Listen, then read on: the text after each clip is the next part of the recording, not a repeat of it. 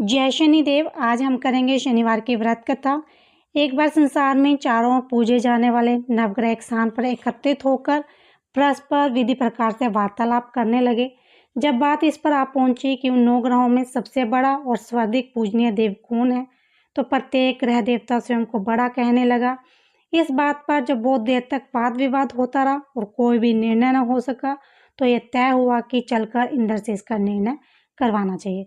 सो वह सभी ग्रह इंद्र के समक्ष उपस्थित हुए। उन सब की बातें सुनकर इंद्र भी सोच में पड़ गए कि किसको छोटा कहे और किसको बड़ा, किसकी श्रद्धा के पात्र बने और किसके कोप का भोजन। और अंत में निर्णय न करते हुए वह बोले, मैं अल्प बुद्धि हूँ, इस बात का निर्णय करने में असमर्थ हूँ। मुझे तो आप सभी बड़े नजर आते हो और मैं सभी का आदर सम्मान करता हूँ। इस पर नवग्रह संतुष्ट नहीं हुए और हट करने लगे कि उनका निर्णय आपको अवश्य करना चाहिए।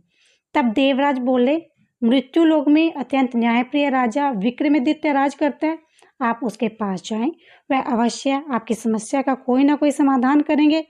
इंद्र से निराश होकर नवग्रह मृत्युलोक में जाने को तत्पर हो गए। देवराज इंद्र ने जब उन्हें वहां से जाते देखा तो प्रशंसा से सांस लिया। इस धर्म संकट से निकलना उसके लिए सचमुच ही कितना दुष्कर था, पर अपनी चतुराई से उन्होंने अपने ऊपर आए संकट को राजा विक्रमादित्य पर टाल दिया। उज्जैन नगरी की इन दिनों सारे ही भारत में धाक थी। एक तो वहां राजा विक्रमादित्य के दरबार में बड़े बड़े ज्ञानवान लोगों का जमावड़ा रहता था, दूसरे उस न्यायप्रिय राजा के न्याय में उज्जैन नगरी के सारे भारत के डंके बजते थे। स्वर्ग में जब नवग्रहों का निर्णय न हो पाया तो वह अपने अपने विमान पर आरूढ़ होकर मृत्युलोक में आ उतरे। ठीक उसी समय जब राजा विक्रमादित्य का दरबार ठसाठस भरा हुआ था। नवग्रहों को इकट्ठा देखकर विक्रमादित्य अपने सिंहासन से उठ खड़े हुए और सभी देवों के सम्मान पूर्वक आसन ग्रहण करने का अनुरोध करने लगे, पर उनमें से किसी ने भी आसन ग्रहण नहीं किया। विक्रमादित्य ने जब प्रश्नवाचक दृष्टि से उनकी ओर देखा तो बृहस्पति देव ने आगे बढ़कर जोरदार आवाज में कहा, हे राजन, हम यहाँ पर तब तक आसन ग्रहण नहीं करेंगे जब तक आप यह निर्णय नहीं करेंगे कि हम में सबसे बड़ा कौन है। राजा अपने ऊपर आए इस धर्म संकट को देखकर पल भर तो घबरा गया, परंतु शीघ्र ही उसने स्वयं को संभाल लिया। उसने अपने मन में एक युक्ति सोच ली। दरबार में छोटे छोटे आसनों की एक पंक्ति प्रवेश द्वार तक चली गई। राजा ने इन लोगों से कहा, आप यहाँ पर आसन ग्रहण कीजिए और मैं सोचकर अभी आपका निर्णय करता हूँ। यह कहकर राजा अपने सिंहासन पर जा बैठ गया। सिंहासन के निकट ही जो आसन पड़ा था उस पर भागकर बृहस्पति देव जा बैठे। उसके अगले आसन पर सूर्य देव जा बैठे। सूर्य के निकट ही चंद्रमा और फिर इसी प्रकार से बुध, मंगल, राहु, केतु इत्यादि ने अपना आसन ग्रहण कर लिया। पंक्ति के 8 में थे वह गर्भ, किंतु उन्हें भी संतोष था कि उसके बाद शनिश्चर बैठेंगे, किंतु आसन प्रवेश द्वार के समीप और सबसे अंत में होने के कारण शनिदेव उस पर नहीं बैठे। राजा विक्रमादित्य ने सोचा था कि जो ग्रह उस अंतिम आसन पर बैठेगा वह उसी को विनय और दयाशीलता के आधार पर बड़ा घोषित कर देंगे, पर वहां तो बात ही दूसरी हो गई। शनिदेव अति क्रोधी और विकट स्वभाव के देवता हैं। जब वह नहीं बैठे तो 8 ग्रह खिलखिलाकर हंस पड़े।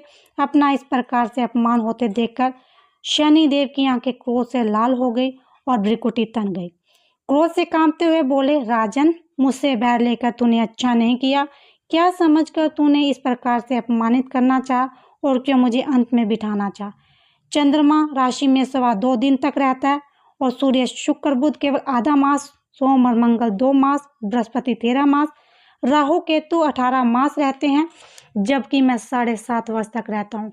इसीलिए अब तू सावधान हो जा। तूने जो मेरा अपमान किया है उसका दंड अवश्य मिलेगा। राजा के कुछ दिन तो आराम से बीते, लेकिन शीघ्र ही शनिदेव की दृष्टि फिरी और राजा पर 7.5 आ गए। उन्हीं दिनों एक व्यापारी कुछ घोड़े बेचने के लिए उज्जैन नगरी आया। सुंदर सुंदर घोड़े देखकर राजा जी ललचा गया। राजा ने उन्हें खरीदने का आदेश दिया। घोड़ों में से घोड़ा भंवर नाम का था। राजा उस पर चढ़कर देखने लगा।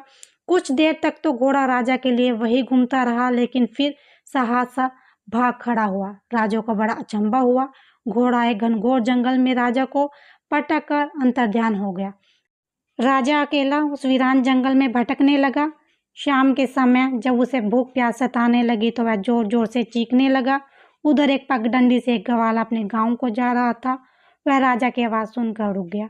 राजा उसके पास गया। ग्वाले ने उसकी व्यथा जानकर उसे निक की नदी पर ले जाकर पानी पिला दिया। पानी पीने के बाद राजा ने चैन की सांस ली और प्रसन्न होकर उसने ग्वाले को अपने हाथ की अंगूठी उतार कर दे दी और उससे कहा कि मैं उज्जैन का रहने वाला हूँ, यहाँ रास्ता भटक गया हूँ, तो मुझे रास्ता दिखा दो।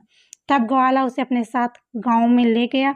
वहाँ एक मिष्ठान की दुकान पर राजा ने मिठाई खाकर भूख मिठाई और दुकानदार को भी एक अंगूठी उतार कर दे दी। दुकानदार के पूछने पर उसने उससे भी यही कहा कि वह उज्जैन नगरी का रहने वाला है, उसका नाम मोना है। फिर वह दुकान के बंद होने तक वहीं बैठकर दुकानदार से बातें करता रहा।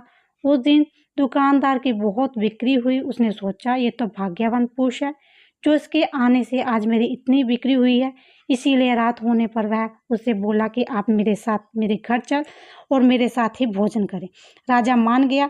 तो वह दोनों उसके घर पहुंचे तो दुकानदार की पत्नी ने उसका स्वागत सत्कार किया और अतिथि के लिए विशेष रूप से भोजन तैयार किया। भोजन करते समय एक अद्भुत घटना घटी। जहाँ राजा भोजन कर रहा था वहीं सामने की दीवार पर सोने का एक सतलड़ा हार टंगा हुआ था। उसके पीछे एक चित्र था। सहसा वह हार वहां से अदृश्य हो गया। दुकानदार के यहाँ एक स्त्री दासी थी। उसने जाकर घर की मालकिन से कहा, वहाँ खूंटी पर हार नहीं है। जब बात दुकानदार तक पहुंची तो उसने राजा से पूछा। वह बोला, मुझे तो मालूम नहीं, तुम्हारे और मेरे अतिरिक्त यहाँ तो कोई नहीं आया। सच सच बताओ, हार कहाँ है? मुझे नहीं मालूम। राजा फिर बोला, मेरे पास कोई हार नहीं है। जब कोई निर्णय नहीं हो सका तो दुकानदार राजा को उस नगर के राजा के पास ले गया। उस नगर के राजा ने जब विक्रमादित्य की भोली भाली सूरत देखी तो बोला, ये व्यक्ति कभी चोरी नहीं कर सकता, और यह कहकर उसने विक्रमादित्य को छोड़ दिया। विक्रमादित्य जब उस नगर में यूं ही घूम रहा था तब उस नगर के एक तेली ने उसे कहा, मेरे यहाँ काम कर लो तो मैं तुम्हें रहने का स्थान और खाने की सामग्री दूंगा। राजा मान गया। तेली उसे अपने घर ले गया। वहां सारा दिन राजा घानी पर बैठकर उसके बैलों को हाँकता। तेली बाजार में तेल बेचता। जब वर्षा ऋतु आई, मूसलाधार वर्षा होने लगी, तब घानी पर बैठे हुए विक्रमादित्य ने मौज में आकर ऊंचे ऊंचे राग अपने आरंभ कर दिए। निकटी उस नगर का राजमहल था। वहां बैठी खिड़की में राजकुमारी ने जब राजा का मधुर स्वर सुना तो वह अपने हृदय पर काबू खो बैठी। उसने अपनी दासी को पता करने के लिए भेजा। दासी वहां गई। राजा को गाते हुए देखकर लौटी तो राजकुमारी ने बोली, वहां पर तो कोई अति सुकुमार नवयुवक आनंद में आंखें बंद किए बैठा गा रहा है। राजकुमारी ने सुना तो उसने अन्न जल का त्याग कर दिया। रात तक उसने कुछ नहीं खाया। रानी ने आकर राजा से कहा, राजकुमारी एक तेली पर मोहित हो गई है और उससे विवाह रचना चाहते हैं। राजा ने सुना तो वह क्रोधित हुआ। उसने तेली के घर से विक्रमादित्य को बुलाया और उसके हाथ कटवाकर जंगल में फेंकवा दिए। यह बात जब राजकुमारी को पता चली तो वह अपनी बात पर और भी दृढ़ हो गई। बोली, मैं तो अब उसी को वर मान लिया है, चाहे वो कैसा भी हो, विवाह तो मैं उसी से करूंगी। बेटी की हट देखकर लाचार हो राजा को ने दोबारा विक्रमादित्य को उस नगर में बुलाया। उससे राजकुमारी का साधारण ढंग से विवाह संपन्न कर दिया और एक छोटा सा मकान देकर वहां रहने लगा। दोनों उसी में रहने लगे। एक दिन जब विक्रमादित्य सोया हुआ था, स्वप्न में उसने शनिदेव नजर आए। विक्रमादित्य ने उनको नमस्कार किया, क्षमा याचना की। शनिदेव ने उसे आशीर्वाद दिया और बोले, अब तुम्हारी 7.5 खत्म हो गई है। राजा बोला, मुझसे जो भी गलती हुई है उसके लिए मुझे क्षमा कर दिए। शनि ने मुस्कुराकर आशीर्वाद दिया तो राजा की दोनों भुजाएं पूर्ण लौट आई। राजा ने अपनी पत्नी राजकुमारी को रात को जगाया नहीं और वह रात को उसके गले में अपनी बाहें डालकर सो गया। सुबह राजकुमारी की आंखें खुली तो उसने अपनी गर्दन में बाहें पड़ी देखी। वह चौंक कर उठ बैठी, लेकिन शीघ्र ही विक्रमादित्य ने जागकर उसको आश्चर्यचकित कर दिया। तब उस नगर के राजा को यह बात मालूम हुई तो वह भागा भागा आया और उस अपंग को फिर से स्वस्थ देखकर चकित रह गया। उसने भी विक्रमादित्य से यही कहा कि यह सब शनिदेव की कृपा का फल है। विक्रमादित्य ने अपना वास्तविक परिचय भी उस राजा को दिया और सारा किस्सा विस्तार से सुनाया। सुनते ही राजा विक्रमादित्य के चरणों में गिर गया, क्षमा याचना करने लगा।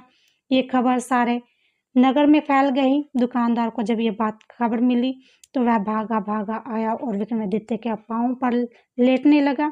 विक्रमादित्य उसे उठाया, आसन पर बिठाया, कहा, तुम घर जाकर उस खूंटी पर देखो, हार टंगा हुआ है। और वास्तव में उसने खूंटी पर हार को टंगे हुए पाया। फिर विक्रमादित्य ने कहा, राजा से माफी मांगी। तो वहां के राजा ने हाथी घोड़े इत्यादि देकर नौकरों के साथ लश्कर समेत विक्रमादित्य को विदा किया। राजा विक्रमादित्य जब राजकुमारी को लेकर अपनी नगरी उज्जैन पहुंचा तो सारी नगरी में उत्साह छा गया। अपने राजमहल में प्रवेश करने से पूर्व विक्रमादित्य ने नवग्रहों की पूजा की, शनिदेव को सर्वोच्च स्थान दिया। साथ ही उसने नगर भर में ढिंढोरा पिटवा दिया कि शनिदेव मनवांछित फलों को देने वाले हैं और नवग्रहों में सर्वोच्च स्थान रखते हैं। इस प्रकार शनिदेव को मानकर विक्रमादित्य ने अपने राज्य यश और कीर्ति को अमर कर लिया। बोलो शनिदेव महाराज की जय। बोलो श्री नवग्रहों की जय।